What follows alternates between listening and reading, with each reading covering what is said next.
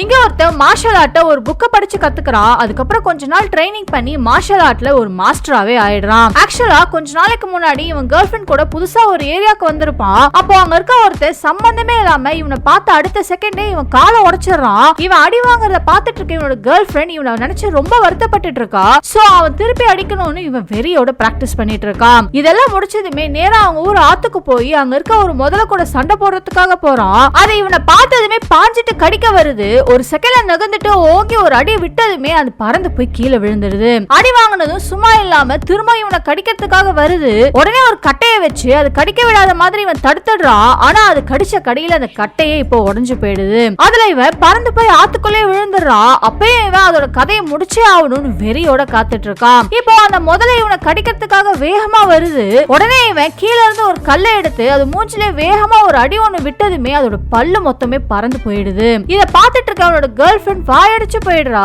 ஏன்னா இந்த ஊர்ல இருக்க பாதி ஆம்பளைங்க இந்த முதலையால தான் கை கால் இல்லாம உட்கார்ந்து இருக்காங்க. அப்படிப்பட்ட முதலையை போட்டு தள்ளிட்டானே நான் ஆச்சரியப்படுறா. கடைசியா அந்த முதலையோட கதையை முடிச்சதுமே அவன் பழி வாங்கணும்னு நினைச்சிட்டு இருந்தா அந்த மொட்டையும் பழி வாங்கிடுறான்.